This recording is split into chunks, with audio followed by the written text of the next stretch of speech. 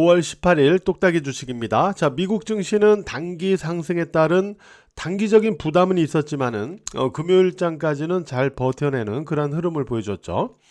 일단은 미국과 중국 그리고 미국과 영국 간의 무역 협상이 기대 이상의 어떤 조기 성과를 만들어냈죠. 그러니까 시간적으로도 그렇고 내용적으로도 그렇고 기대 이상의 성과를 만들어내면서 경기 침체에 대한 우려감은 다시 둔화된 그런 상황을 만들고 있다, 이렇게 볼 수 있겠고요. 다만 이제 이런 상황들이 또 연준의 개입 가능성은 감소했다. 그러니까 연준의 금리 인하 기대감은 감소했다라고 또 볼 수 있는 부분이 있습니다. 자, 그러면 나스닥 지수 기준으로 놓고 볼 때 과연 어디에서 저항이 나올 것인가? 제가 말씀드릴 때, 자, 5일 이평선 쌍바닥을 잡고는 올라갔지만은 20일 이평선이 외바닥이니까 올라가다가 어디에선가는 다시 한번 부딪히면서 조정을 거친다라고 말씀을 드렸는데, 그게 어디냐 이거죠. 근데 미국 나스닥 지수가 올라간 형태를 보세요. 어떤 형태로 올라갔냐면은, 자, 이런 형태입니다. 그림으로 그려볼게요. 이렇게 가고 떨어져서 쌍바닥 잡죠. 그리고 가서 여기서 이렇게 걷고 이렇게 올라갑니다.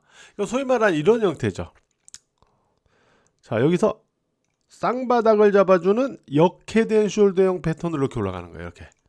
그죠? 이렇게 올라가고 있기 때문에 여기서 쌍바닥을 잡아준 역헤드앤 숄더형 패턴이라면 직전 고점까지는 올라갈 가능성이 있는 패턴이거든요.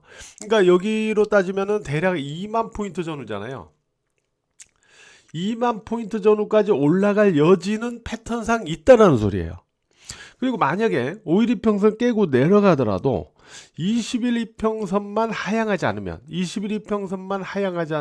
그 가능성은 계속 살아는 있는 패턴이에요.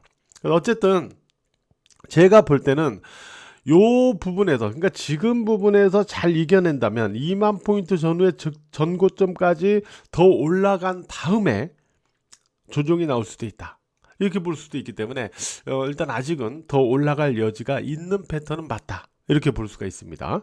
그래서 미국 증시는 이렇게 기준을 세워서 놓고 보되 5일 이평선을 하향할 경우에는 20일 이평선 이격을 좁히는 그러한 과정은 거치면서 정고점으로 접근할 수 있다.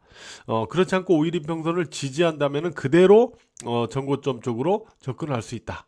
이렇게 보면서 우리가 체크를 해봐야 되겠죠. 그러면 국내 증시로 들어와서 볼게요. 일단 국내적인 부분에서 일단 증시에 있어서의 어떤 기대치, 그런 부분은 결국 대선 또 신정부 기대감이잖아요. 그 어느 때보다 신정부의 정책이 개혁적일 가능성이 있다, 이러한 어떤 기대치가 좀 높아지고 있는 부분은 있습니다. 증시도 역시 마찬가지예요. 자, 제가 요거를 올려드린다고 해서 어떤 특정 후보를 선호하거나 홍보하려고 하는 건 아닙니다. 다만 지금 여론조사상 가장 유력 후보기 때문에 이 후보가 제시했던 이 정책들을 보는 거예요. 여기에서 우리가 보면은 PBR 0.1배 이런 기업은 퇴출해야 된다라고 했잖아요. 그러니까 이익을 잘 만들어내는데도 주가를 관리하지 않는 거예요. 그런 기업은 그냥 퇴출하겠다라는 건 역으로 볼 때 이런 기업들은 주가를 이제 관리를 해야 된다는 소리예요. 퇴출되지 않으려면, 그죠? 그리고 코스피 5,000포인트 제시, 또 상법에 대한 어떤 개정, 재추진 의지, AI 산업 육성, 이런 부분들이 증시에는 아무래도 신정부에 대한 어떤 우호적인 기대치를 만들어낼 수 있는 그러한 공약적인 요인들이다라고 볼 수가 있겠죠. 물론 경계할 부분도 있어요. 경계할 부분도 있습니다. 그런 부분은 뭐냐면은 아무래도 상호관세, 이 상호관세가 이제 부분적으로 반영되는 게 이제 2분기 실적부터잖아요. 근데 2분기 실적에 대한 어떤 경계 심리, 또 외국인 수급에 대한 어떤 변수, 이런 부분들은 또 있는 거죠. 자, 지금 현재 보면은 코스피 지수 같은 경우는 이만큼 올라갔기 때문에, 이렇게 올라간 데 따른 단기적인 부담은 생기고 있죠. 이 부분은 직전 고점으로 가면은 여기서부터는 좀 충돌될 가능성이 있다라고 그랬죠. 그래서 그런 부분을 좀 안고 올라가고 있는 거예요. 그죠? 이런 부분에 따른 부담감은 있을 수 있을 거예요. 또 물론 말씀드린 것처럼 코스피 지수가 5일 이평선을 깨지 않으면 직전 고점에 대한 접근 쪽으로 이렇게 시도하겠죠. 물론 깬다면은 여기서 단기적인 눌림을 좀 거쳐서 21 이평선의 이격을 좀 좁혀주면서 다시 전고점 쪽으로 이렇게 시도하거나 이렇게 되겠죠. 그러니까 지금의 코스피 지수는 여기서 갔다가 이렇게 떨어진 다음에 전고점 쪽으로 이렇게 접근하고 있잖아요. 아직 조금 덜 접근했죠.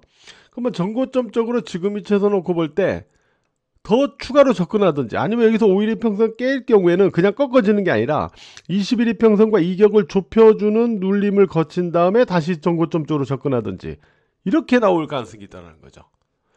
이렇게 코스피를 단기적으로는 체크해 볼 수가 있을 거예요.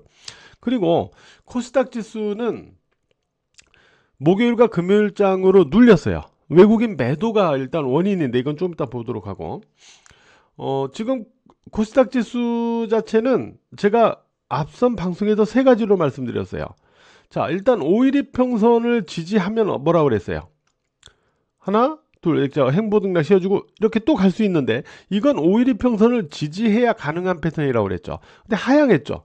그러니까 이 패턴은 일단 아니에요. 그죠? 자, 이제 남은 건 뭐예요? 반등 기조를 유지해 나가기 위한 조건 21 이평선을 지지하는 거죠. 자, 세 번째는 5월 9일에 그러니까 외국인이 2천억 원 이상을 순매도했던 5월 9일의 저점 719포인트를 깨는 경우에 719포인트를 깨고 내려가면 이때는 혼조 국면에 당분간 좀 혼조 영역에 들어간다 이렇게 말씀드렸죠. 그래서 지금으로서는 일단 이거는 끝났기 때문에 21 이평선을 지지하면서 반등해 주기를 기대하는 게 가장 일단 최선이고요. 719포인트를 깨지 않는 게 좋겠죠. 719포인트 깨게 되면 다시 약간 혼조 영역에 들어간다라고 볼 수 있기 때문에 그래서 단기적으로는 이러한 부분인데 자 우리가 주봉 차트로 한번 볼게요. 이제 일요일이니까 한 주간의 흐름을 보기 위해서 주봉 차트를 보시면은 자 코스피 주봉을 볼게요. 여기에서 5주 이평선이 20주 이평선을 뚫고 올라갔죠. 골든 크로스가 만들어졌죠. 그러면 여기서 만약에 지금 보면 한 주 양봉이 하나 둘 셋 넷 6주 연속 나왔어요. 만약에 여기서 코스피가 조정을 받는다고 해도 이 5주선이 20주선 이미 뚫고 올라갔기 때문에 5주선이 강한 지지선의 역할을 할 가능성이 높아요. 5주선이 만약에 눌린다고 해도요. 그리고 코스닥 같은 경우는 지금 이 자리에 있어요. 그러면은 코스닥은 뭐냐면은 자 5주선 20주선을 뚫고 올라가는 게 중요하죠. 여기서는 그죠? 5주선 20주선을 뚫고 올라가면은 뭔가 자리가 잡히는 거예요.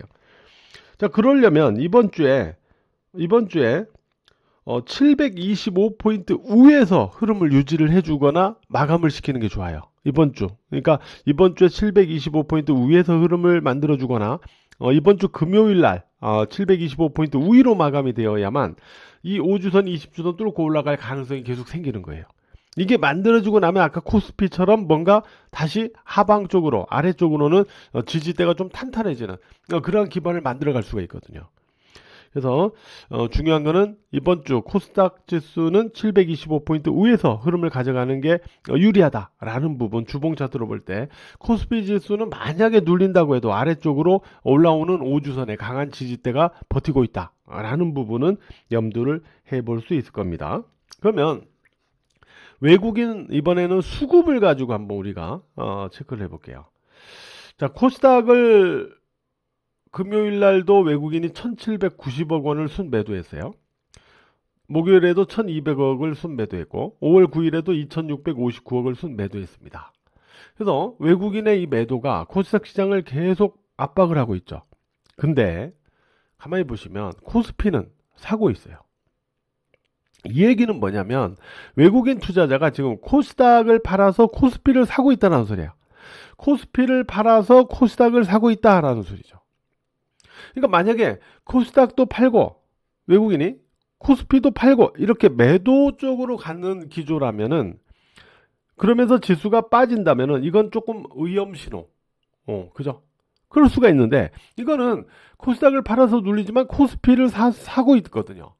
이 패턴은 뭐냐면 만약에 조정이 나와도 꺾어지는 조정이 아니고 조정이 나와도 이게 다시 여기서 이렇게 될 수 있는 조정이라는 소리예요. 이해되세요? 그러니까 이 외국인 수급을 보면, 그러니까 꺾어진다는 게 올라갔다 이렇게 꺾어지는 거잖아요. 이게 아니고 올라가서 빠지더라도 다시 어느 선에선 다시 박스권 등락될 가능성이 있다는 소리예요. 수급을 놓고 보면. 그래서 제가 볼 때는 이렇게 생각을 해요. 전략적인 부분에 있어 갖고는 지금까지 우리가 한국 증시적인 측면에서의 어떤 신정부 기대감, 경계할 부분, 또 일봉상의 어떤 흐름, 또 주봉상의 어떤 포인트, 또 외국인 수급을 갖고 이렇게 판단을 해봤잖아요. 그럼 제가 보는 결론은 그거예요. 결론은 장은 여기서 추가로 더 올라가든지 아니면 여기서 만약에 빠지더라도 꺾어지는 개념은 아니고, 뭐 신정부 대선 앞두고 꺾어지지는 않는다. 꺾어지는 게 아니고 빠지더라도 일정 부분 빠지면 다시 박스권으로 또 버틸 가능성이 있다라는 거죠. 이격 조절을 한다거나 뭐 이런 식으로.